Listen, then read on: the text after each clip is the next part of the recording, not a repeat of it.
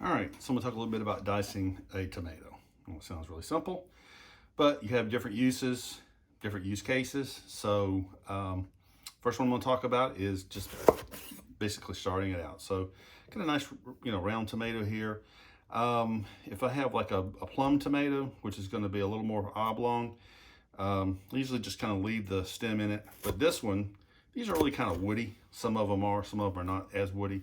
But this particular tomato, it's a greenhouse tomato, and I'm sure that these things have been genetically grown to make that stem as hardy as possible.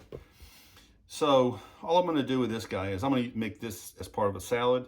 So if it was a plum tomato, I'm not going to bother cutting this down the middle.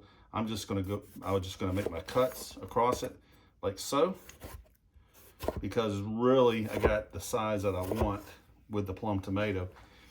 But I'll cut the plum tomato just like this. It'll be just two cuts, be a couple different pieces, and then I'll come in and I'll do the exact same cut across this, and so I've got the size that I want, and then I can just kind of transfer this to my bowl, and I'm done.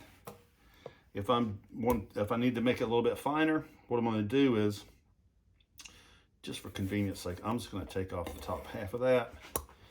I'll come in, so like I want to use it for guacamole, I'm going to come in and I'm going to cut some finer slices. I'm going to try not to cut through to the back. It's not the end of the world if you do. Then I'm going to come through here and I'm going to just make little cuts across. Again, I try not to go through the back of it. That way it kind of helps hold it together. And then with your fingers, you can just come in and kind of hold it.